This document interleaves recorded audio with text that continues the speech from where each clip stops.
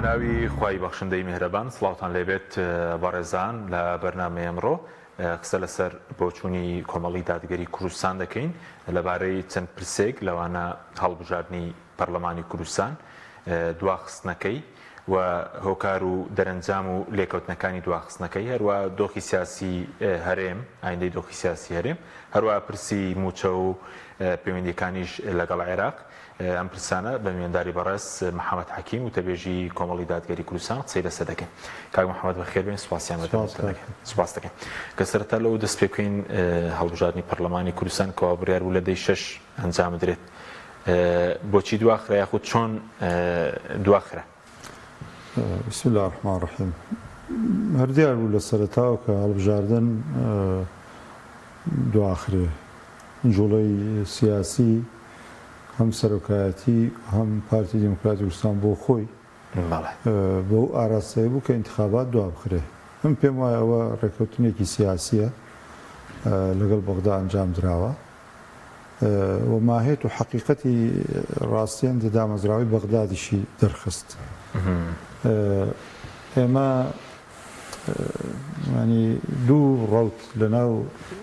هەرێمی کوردستان بەرامبەر یان دوو پێناسە بۆ محکەمەی فیدرالی عێراقی دروست بوو لە بەغدا. یەکیان بە محکەمەی تەورە ناوزەدیە کرد، یەکێکیش بە ڕزگارکەری هەرێمی کوردستان و خەڵکی کوردستان و ینی دەرکەوت محکەمەی فیدرالیش لە بەغدا هیچ کام لەوانە نییە. ئەینە محکەمەی سەورەیە نەو محکەمەیشە کە ئیرادەی سیاسەکان بەسریان نەچەسبێ. هەر پێم وایە ئەو بۆچوونە پێکاوەتی کە پێی وایە کۆی عێراقیش بە هەرێمی کوردستانەوە هێشتانە ئەو دەوڵەتە نییە کە نمونە بێ لە ناوچەکەیە. بۆ ئێمە دەبێوش بزانین وەکو بن خەلدون لە مقەدیمەکەی ئەڵێ هەر قەزا نەما دادگا نەما دادوەری نەما ینی دەوڵەت نامێنێ. ئێمە حەقیقەت واقعەیە. بەڕاستی هەر لە سەرەتایش دیار بوو هەرێمی کوردستان دوو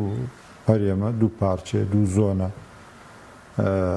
حەقیقەت واقعەکە. باش بەس دواخستنەکە چەندی پەیوەندی بەناوخۆی هەرێم ململانەکان چونکە لە مانگی سێش کاتێک کە سەرۆکی هەرێم دەی شەشی دیاریکردین بە بەرنامەیەکمان کرد ئەو کاتە مەرسووم دەرکرا بەڕە زوتت ئەم مەرسوومە لە ناوخۆی پارتی کێشی زۆری هەیە و ڕەنگە سەر نەگرێ. ینی کێستا ئەماتوتەدی پەیوەندی هەبوو بە ڕاجایی ناوخۆی پارتیش سەبارەت بە هەڵبژاردن و ئەنجامدانی هەڵبژاردنەوە؟ بەڵێ ئەو کات بەڵێ ڕاجایی هەبوو ئەو کات و زانیاریەکان وابوون کە جۆرە لە فشار لەسەر سەرۆکایەتی هەرێم هەیە بۆ ئەوەی مەرسوومەکە دەرنەکا یان تاخیریکە. دیارە سەرۆکایەتی هەرێمیش لەم پرسانێ تا ڕادەیەک ینی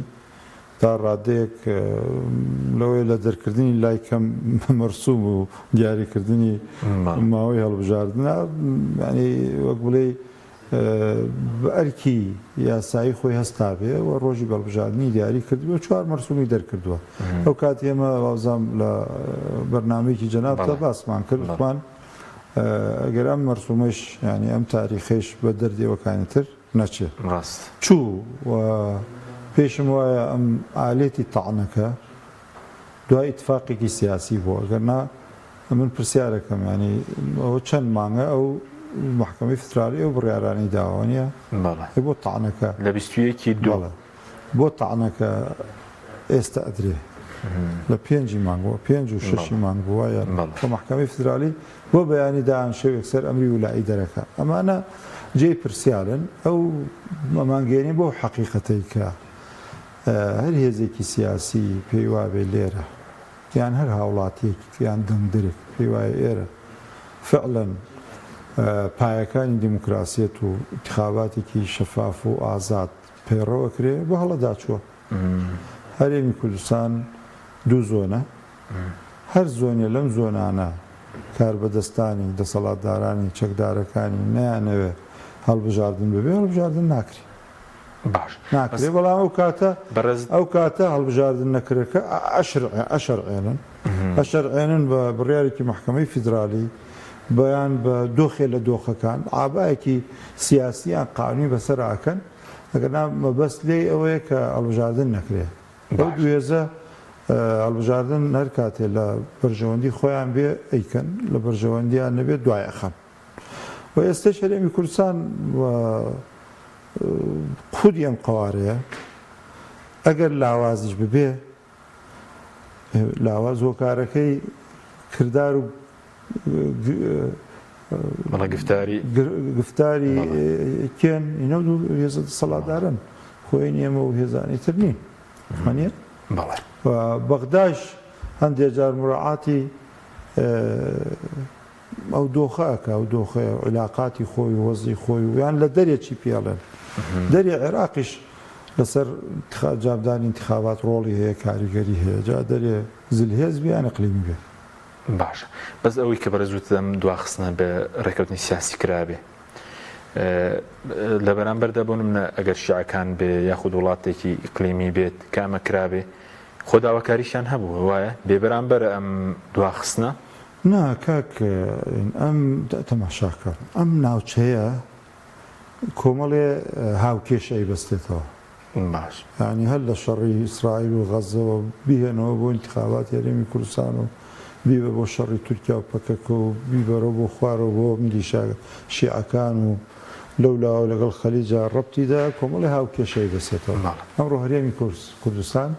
یەکێ لەو هاوکێشانەیە ئەنی ئەگەر زلێزەکان کە دانشن بۆ نمونە لە بینی خۆیانە شەترەنجەکەن ئەوان یاریکەرەکەن ئێمەمانان لە هەرێمی کوردستان و لە عێراقوانە وەکوڵین ئیتر یان سەربازەکانن یان قەڵاکانن ئەوەی کە شەترەنجی کردوێ زانێ ئێمە لە یاریکەرەکانە نین لەبەرەوە هەر کاتێ بۆ نمونە بەرژەوەندیوان وابێ لە هێزێکی توندکەن توندیەکەن نەخێر مەسلحەتیان هەیە و مەتاڵیبیان هەیە ئێمە من لەم بەرنامە نایڵێم پێم خۆش نییە جارێ بێڵێم لەوەی کەمینەیەک بزانن کە بابەتێکی تر لەسەر بەشێکی هەرێم هەیە بابەتێک هەیە کە پێوەستە بە داوایەکی دەوڵەتێکی قلیمیەوە کە پێوەستی هەیە بە دۆخی سیاسی ناوچەکەوە ئایا ئەو حزبە ئەو حزبە ئەمجارە ئەو داوایە جێبەجێەکە ئەو بەرامبەر بەوە بە محکەمەی فیدرالی وتراوە کە ئەوەکە دوابخە هەندێک جاریش خۆ قەراراتانە کە حەکیم قەرارەتەکان هەندێک جار ڕوونن وانە من وازانە لە بەرنامەیەکی جەنابتانە بوو باسم کردتم خۆ هیچ هێزێکی سیاسی کوردستانی نەیوتۆ بە کەمینەکان نەبن دوو قسە هەیە ئەنی کەمایەتیەکان چی نەتەوەی چی دوو تێبینی هەبووە یەک زۆرن ژمارەکەی دوو خۆیان هەڵبژێرن پایانە هەرە دوو تێبینی هەبووە سێ ئەمە داوای کێکێتی نیشتیمانی بۆ دابشکرێ بەسەر هەر لە هەولێر نەبێ ئەوە بڵێن زیاتر داوای ئەوە ئەگەر نا ئێمە لەم دوو داوایە بەشدار بووین بە تایبەت ئێمە لای ئێمە ئەوە زەق بۆ کە بۆ تورکوانی خۆی هەڵنەبژێرێ ینی چۆنە بێ بە هەزار دەنگی کورد و یان مەسەڵەن لیوایەک کی عسکەر یان فەوجێکی شورتە یان چی دەنگ بدرێ بە یەکێک بە 500 دەنگ بێ ببێتە پەرلەمانتار و بەیانیش دەستی بەکار بێنن دژ بە تۆ ئەمە بە حەقیقەت جاوە لەو کاتەیە مەسەڵەن محکەمەی فیدرالی بۆ خۆی لە ئالێتەکانەوە نییە ڕێنمایی کێبێ بۆ کۆمیسیۆن بەتابەت هاوشێوەی عێراق بە نسبە و تەناسب مەسەڵەن عێراق 300 دەمیقعدەوەنیە کورسی پێکاتەی ئاینی هەیە باش ئێمە سەتین ئەنی دەبێت سێ کەسە بێ بە نسبە و تەناسب سێ کەسە بێ وایە یاننا سێ کەس یعنی ئەیتوانی محکەمەی فیدرالی هەر ئەو کات ڕێ لەم تەعنە بگرێ هەڵەیەکی تر کە محکەمەی فیدرالی ئەو کات تێکەوت بوو ئێستا ئەم کاتە تەعنەکەی کاک مەسرۆر ڕێی بۆ خۆشەکە کە من ئینشاءڵڵا ئومێد دەکەم وا بکەن محکەمەی فیدرالی ئەویشەوەیە ینی ئەڵێ دابەشبوونی کورسێ 100 کورسێکە بەسەر پارێزگاکانە لەسەر ئەساسی پێوەری دەنگدەرە نەک دانیشتوان دەبێت ئێمە بیکەین بە پێوەری دانیشتوان وانە تەمەنە من بووە ئەویش لەبەرەوە بە پێوەری دەنگدان بە پێوەری دەنگدەر بە پێوەری دەنگەمە بۆچی واوتراوە لەبەرەوە بە پێوەری دەنگدەر هەولێر و دووهۆک کورسیان کەم بەرەوکەوێ تەوزیعاتەکە 100 کورسەکە ئەگۆڕێ بە پێوەری دانیشتوان زۆر باشە گۆڕێ ئەمە بۆیە لەو دەرگاوە چۆن بەڵام محکەمەی فیدرالی دەبێت لێرە هەڵوەستەیە بکە ئەو داواکە خۆی ئەڵێ بە پشتبەست بە دەستوری عێراق کە بۆ 100,000 کەس کورسێکی دانا ئەی باشە بە سەرچاو هەرێمی 6 ملیۆنەوە نیە 6 کورسی بەردەکرد یعنی ئەو کاتە لە بری 100 کورسی دەبێت 100 کورسیمان هەبێت تەبەن ئەمە ینی ئەمە وەکو من پێم وایە ئەمە خەونە بە تەسەوەری خۆم و باسیشم کردو پێش تاعنی محکەمەی فیدرالی وتومە ئەگەر هەڵبژاردن دواکەوێ اتفاقی یەکێتی و پارتی لەسەر نەبێت باشە ینی ڕوونە دوو زەختی ئەمریکا و ئێران و تورکیا و شتی لەسەر نەبێ کوردستان خولی شەشەم نابینی ئێستا شەمان بۆ چونت هەیە بازەوە کە بەڕێکەوتنی پارتی و یەکێتی ئەم هەڵبژاردنە دوا خراپێ هەندێک قسە لەسەرەوەش دەکرێت ئێستا یەکێتی تاعنی داوە نیە ئەڵێ تاعنم فیدرالی با بزانین سەرۆکی یەکێتی لێدوان و ئینی خۆیەدا وانە تەوەن ئەمە بۆچی باسەکەین با ئەو حەقیقەتە بزانین کە ئێمەڵێن دوو زۆنوێ و دوو ئەوە هەیە و دوو دەسەڵات هەیە و ئەوانە بەغدا و ئێران و تورکیا و ئەمریکا و بەریتانیاش زیاتر چاوەڕێی داخوازی و مەرج و مەتاڵبی ئەم دوو هێزە ئەەکەن چکە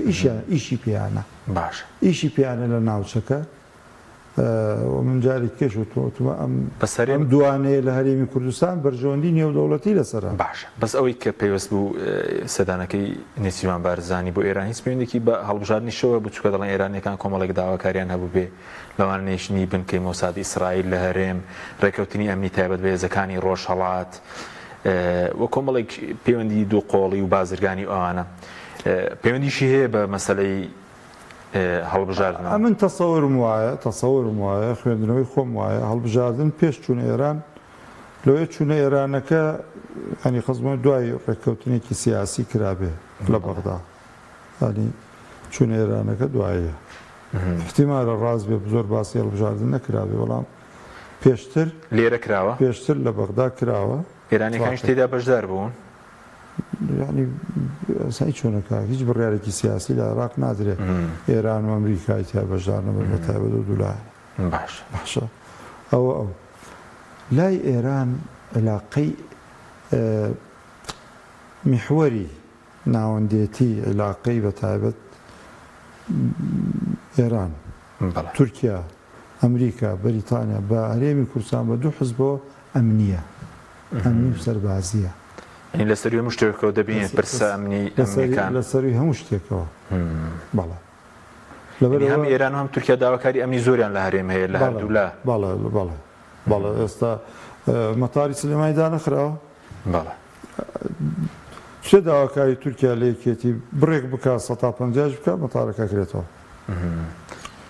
ئەوەی پارتیش لەگەڵیان ڕەهەندی ئەمنی زۆرە هەموو ڕەهەندی ئەمنیان هەیە ینی تۆ یەکێتی پارتی لا دەبەیانی دوو هێزی تر چەکداریان هەبێ و دام و دەستگای ئەمنیان هەبێ ئەو دوو دەوڵەتە ئاو تەعاملەکە دەوڵەت نییە نارێم دەوڵەتە نە عێراقیش عێراقی و خاوەن سیادەوە ئەوەیە کە هەڕەشە بکا بڵێ وڵاتان دەست بێنن وانە دەستانە بڕم عێراقە نەماوە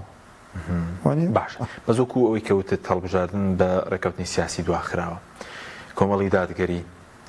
لایەنە کوردستانەکانی دیکەی دەرەوەی دەسەڵات پێدوای بەشدار بوو من لەوە یاخود ئەمە تەنها لەگەڵ لایەنە شیعەکان کرابوو ئەمە پێم وانییە نەخێر پێم وانییە هێزەکان تریشی هێزە بەشدار بوو بێ ینی لە پێشمانیە هیچ هێزێک بە تایبەت ینی نازانم تاکە هێزێک بەڵام بەگەر قسەش لەگەڵ هێزەکان کرابێ پێم وایە بۆ منە بەتایبەت سێ لایەنی ئۆپۆزیسیۆن با قسەکەین ئەم سێ لایەنی ئۆپۆزیسیۆن دوو لستریش کە دروست بوون ئەمانە هاوڕا بوون کە ڕەفزیانە انتخابات دوا بخرێت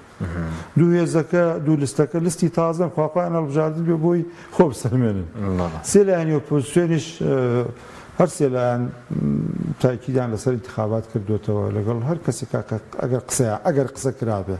باش کەوە ئێمە قسەمان لەگەڵ کراوە ئێمە لە 2005 وەری انتخاباتی قسەتان لەگەڵ کراوە بەڵێ ئێمە قسە کراوە باسی وەڵامتان چی بووە؟ ئێمە زین چۆنە با یەک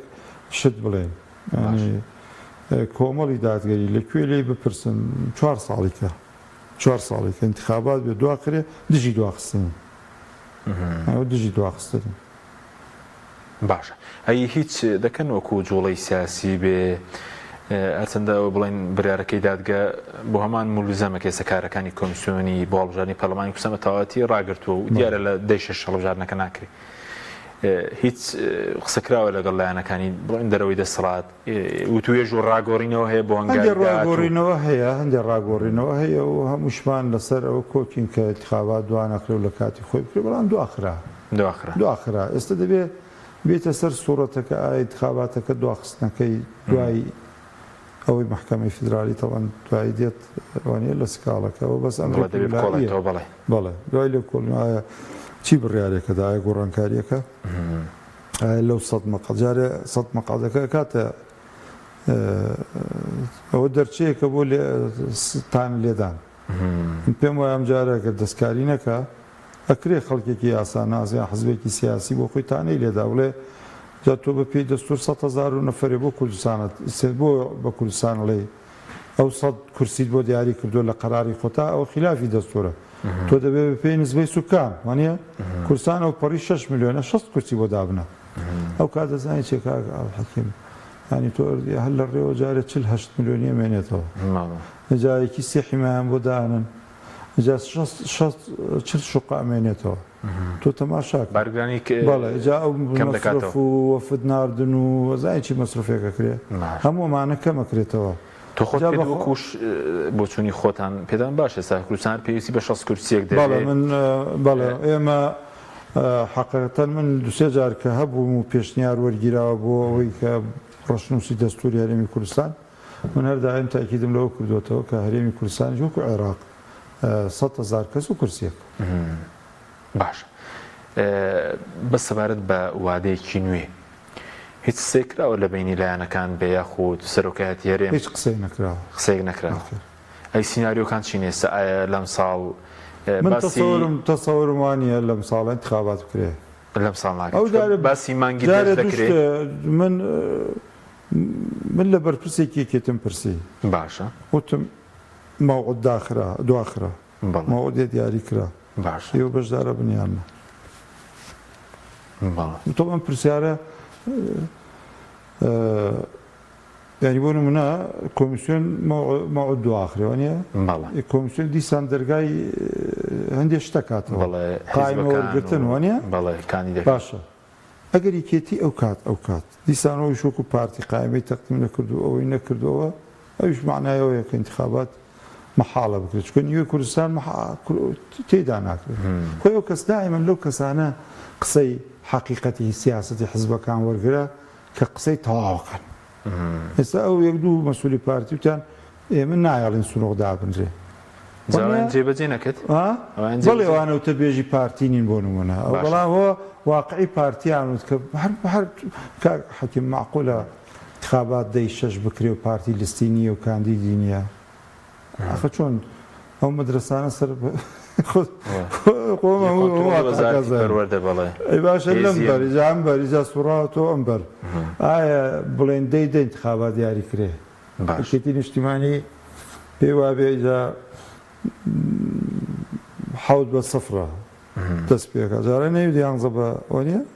یانزە بە سفر من ناچمە انتخاباتەوە پێشتر یانزە بێ بەرامبەرەکەم باشە ئەویش هەمان سیناریۆی پارتی دووبارە کاتەوە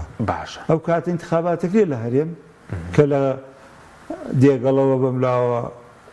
حکوومەتێکە و چەکدارێکە و ئەمنیەتێکە و ئەڵەن سنووق و خەڵک بچێتە سەر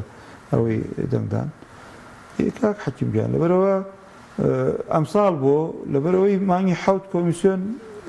ئەوە بێ بەس ئەوەی کە زانیارتەبی لە سەردانەکەی سەرۆکێرین بۆ بەغدا هیچ شیعەکان بەڵینە نەداوە کە کۆمیسیۆن تەمەنی درێژ بکرێتەوە ئەو ئەندامانی ئێستا ئەنجومەنی کۆمیسیارە با من یەک حەقیقەت پێ بڵێ باش هەستەکەم هەست زۆر جار ناڵێم هەموو جارێ باشە پێچێ هەندێک جار ئەندام پەرلەمانی لەستە شیعەکان باشە بە ڕێژەیەک لە قەراراتی سیاسی پێشوەختەی شیعەکان دەربچن دەبرێت هیچ شتێ مسۆگەر نییە هیچ وعد و بەڵێنێ مسۆگەر نییە بۆ ئەوەیش بۆ ئاگداریتەن جێزار هەندێک لەسەر کردە شیعەکان ئەچنە ناو پەرلەمانەوە چ ناو پەرلەمانەوە بۆی ئەلوێ لە نزیکەوە ئەو اتفاقی کە لەگەڵ هێزێکی سونیان هێزێکی کوردیا کردوانە جێبەجێ کرد لە انتخاباتی ڕاستەی جمهوری بزانە چەندین لە غورفەکانی تر چەند مەسئولی وە کێ سەرپەرشتی کۆبنەوەی فراکسیۆنەکانی کردووە بزانە لە کۆبنەوەی فراکسیۆنەکانە لە عێراق سەرۆکی پەرلەمان کردوێتی یان قیادەیەکی شیعی لەوێ بووە ئەتیۆک و هاتی عامری پێکێکی بەس سکاڵەکەی مەسرور بارزانی پێشتر بە دادگای سەورە و بڵێن پارتی بەناوی دەبێت خودی خۆی بە نادەستوری ئەمە باشە ینی پەنابردنە بەر دادگای فیدراڵی یاخود لە ناچاری بووە یانەوەی کە پێشبینی دەکرێت ڕوویەکم پێخۆشە یەک ڕوو یەک ڕوو ینی ئەوش لێم تێبگەن ینی باش بینەر و گوێگر تێبگات باش نەک من تەیدی بکەم باشە ئەوەیە کە معنای ئەوەیە قەراراتی پێشوشی هەموو قبوڵە ئەمە باشە ئەمە لەو ڕۆ باشە بەشکەم ئینشاءڵڵا وا بێت تەوتینەکەیش درابێ بە TBI و جارە لە کێشەی خۆیسە لە خەڵکی کوردستان بپرسە هەڵبژاردن یان موچە چی هەڵبژێرن چی هەڵبژێرن موچێ بێگومان زوانیە باشە سیقەیان نەماوە چییە بێ ینی خەڵک هەڵبژاردن بۆ چیەکە بۆی نوێنەری حکومەتێکی نوێ دروست نوێنەری بگێتە پەرلەمانە بۆ ئەوەی چی بکە چاودێریکی چاک ببینێ هەموو ئیشی چاودێری پەرلەمانتارانی کورد هاتووتە سەر سۆشیال میدیا و پۆپۆلیستی زۆر بەڵێ بودجە وانە یاسای بودجە ئیشی پەرلەمان چییە چاودێری و بودجە وانە یاسا دەرکردن بودجە چەند ساڵە یاسای بودجە لە هەرێمی کوردستانیە دەستا و دەستکردنی دەسەڵات دەستا و دەستکردنی دەسەڵات لە هەرێم نەوەت و دووەوە وانە هەر دیارە چۆن و چۆن نیوان ئیجام حزب سیاسیانە ئەهڵن انتخابات ڕاگرن ئەگەر زانیان زەرەریانە ئەم بەتایبەت دوو حزبی دەسەڵاتدار انتخابات ڕاگرن یان تەمەەن درێژەکەنەوە هیچ احترامی بۆ ماوە یاسایەکان دانانە ئەگەر زانی زەرەریانە و کورسیان کەمەکە جگە لە تەزویر و تەخویف و ترساندن و تەماحقستنە بەری خەڵک و هەموو ئەمانەکەن لە پێناوەوەی کەوا زامن دەسەڵات بمێنەوە باش بەس سەبارەت بەدانانی وادەیەکی نوێ بۆ هەڵبژاردن پێ دوای پێیوەستە بە نەتیجەی ئەو سکاڵایی کە مەسرور بارزانی لەسەر کۆمیسیۆن کردوویەتی کە داوا دەکە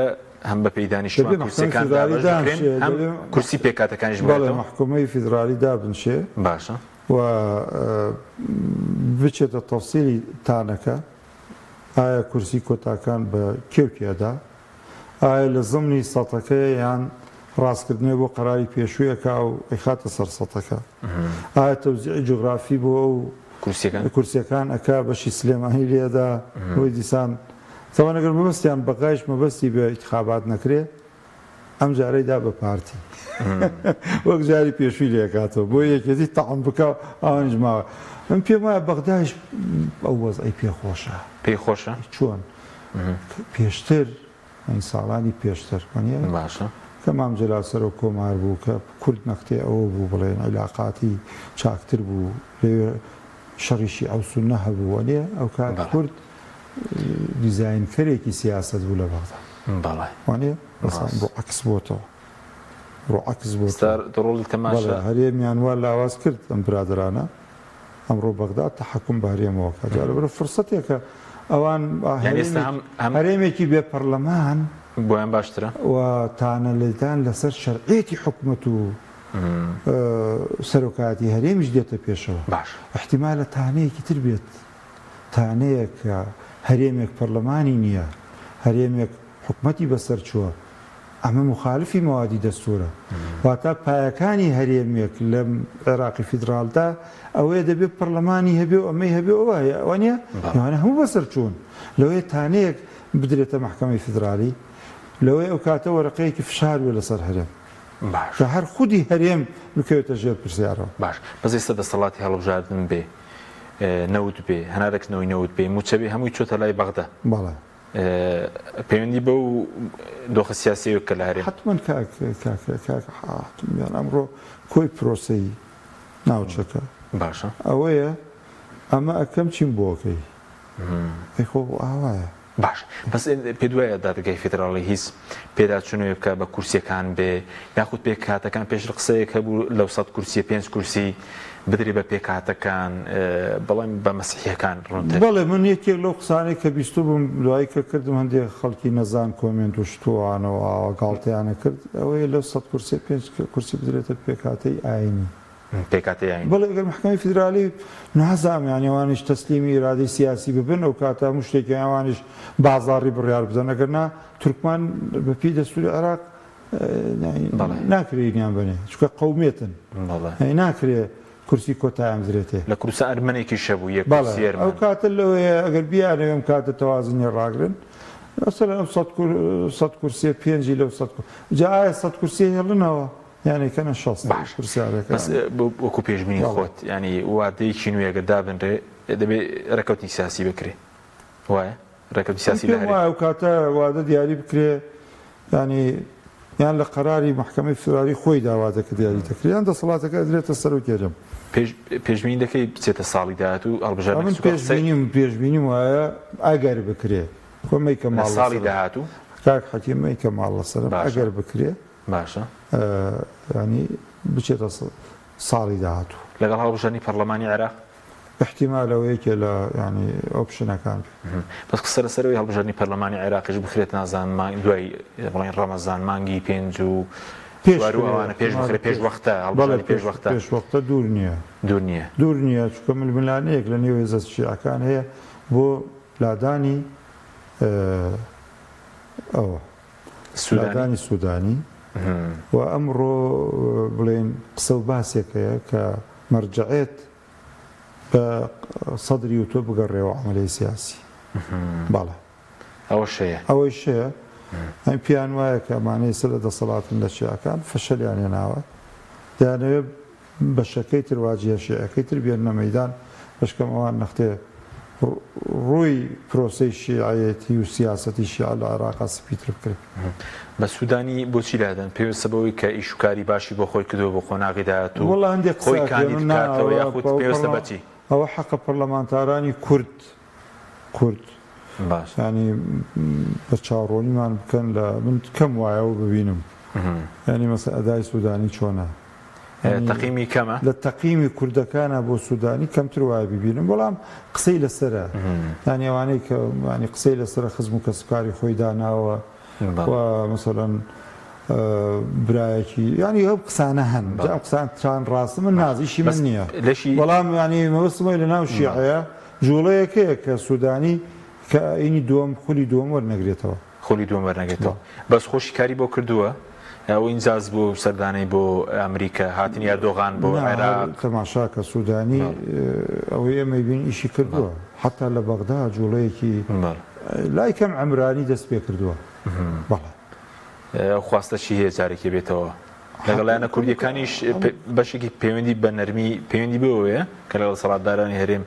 نەرم بێت پەیوەندی لەگەڵ هەبن من پێم وانییە زۆر نەرم بێ سوودانی پێم وانییە سوودانی ینی لەگەڵ هەرێما قانونی یاسایی ئەوە مامەڵی کردو باش دەخولەکێکی من ماوە لەسەر پرسی موچەش بە دیاریکراوی بۆ چوونی کۆمەڵی دادگەری چییە لەسەر پرسی موچە کە لە 22 بڵێن لە 21 دووەوە بڕیاری دادگا دەرچوو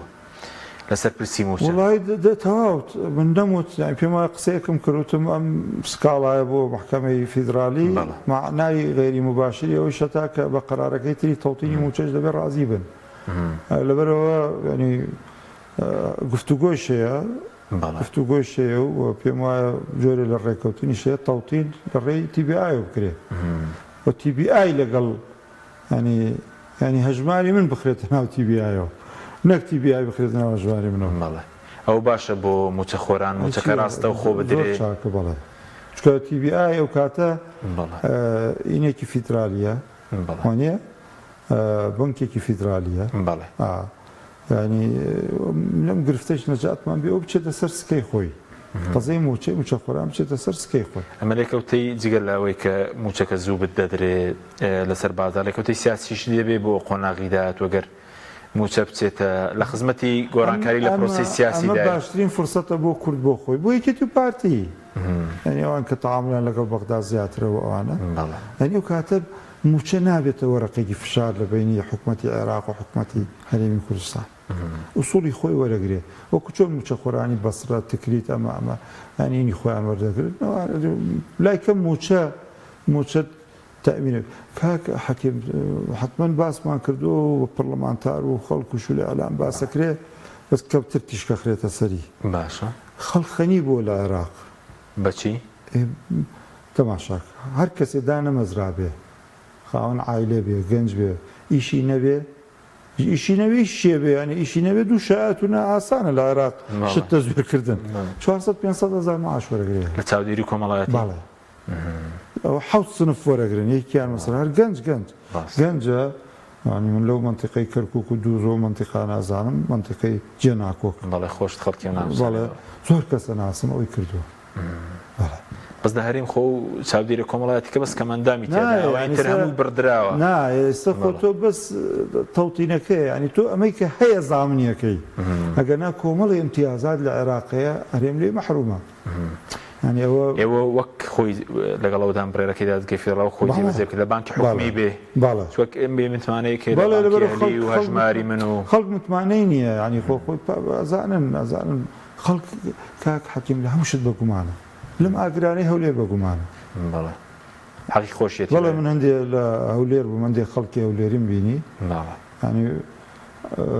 باس لو ده كان ك لما دسته يعني من راسي بوش كما شركة زمان بالرواية زمان والله زماني لو ما وش كونفرنس دكان وسيارة وأوتومبيل وشي هم جورة بالله شركة ك لو كاتا صنعة كاركان همو جبر كات كبتشن فيها بجداد يعني شركة يمكن ده صلاتي ويا بهمو كس شو اسا شركه تامين هي ونيا والله تامين هي بلا من تو حر نيك يعني والله ما قالوا كاتا الشركه كوابو كجبري كردي ونيا اجباري بو ونونا او محل داني او دكان داني تو يعني دكان دار كان دهن بسري هذا ترو كاتا مثلا معي بينج ورقه لم سياره ولو خان صنعت ولا باراكا جاء وش جاء وكانت اشتكت بسوتي سيارة كانت ورقرنا بكي يعني تو خود تو شيء بيمي تندرستي ونيا بالله داري امان ادري واحنا الزمان الخوان يعني قزم هو امره خلق متمعني بهيش شيء هريمنا معه بالله لبرو اموتيا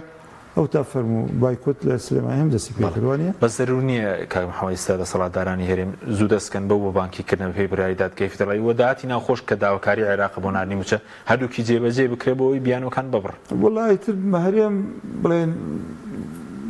خد ديارين زوركا مراوغه زوركا ودي دو اي تسليمه به والله او هم جنيو بمحكمه فيدراليه دو اي بنابته بالمحكمه الفيدراليه ده واقعي به واقعي امن الله ما هليك ابو صلاة داراني هريم يعني محكمة فدرالي موچي لكل كردونه تو بس اخر شان دمين چون که اشاره سره کی لکردستان دا باش کنی موچي کو خو پروژه شد ما يتر خو بوان اتوانن او كيشل من الملايين لقل بقى يمكن درفتي تري يعني بار بقى اي باش انا منت ولا بوجاك بتايبت او تعديل همواري يا ساي بوجي عراقي بتوان بكم كان الريكوتنا كان لقل شيعة كان لقل سنة كان او همواري بكن وكاتلو كردستان باش باري باشي تري ونيا هبي او كاتا توان بريكشي خربين بريكشي بوخوان باش بس بو موچه بو نوتكش اسر كشي لسره ناوي بزوج لسر نوتكش رايكون لسر خرجي كومبانيا كان لسر بيداتشونو بقري بس كان اسا باز ذكر دويني وزير نوت العراق سيكتبو 329,000 برميل دفروشن بس سلوششي ددن بباواغا كان اسا بلين برميل نادن بعراق لكوتاي ما همو انا نظام الصلاه داراني هرم دبي على سري كانوا بدم هر داواك عراق يا سايبي لمحكمه برياركي محكمه فيدراليه هاتبيك تبي جيب كري هل كي باشا هم اللي قال يعني خلقي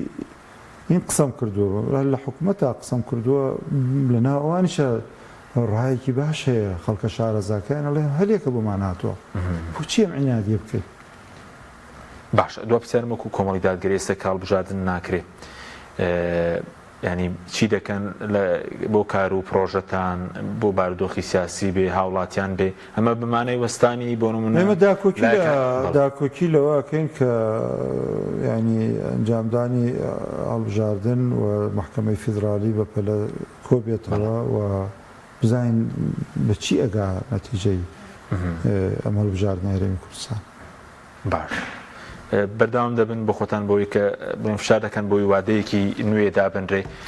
بۆ هەڵبژاردن حتمەن ئەمە حزب فشارەکە حزب بە وسایلی خۆی فشارەکە لە ڕێ علاقاتی خۆیەوە نوێنەری وڵاتان کە بینێ ینی ئەوە واقعەکە بەزەوەی من ڕای خۆمە کە من نەختێ بە زەحمەت بینم هەڵبژاردن لە هەرێمی کوردستان بکرێ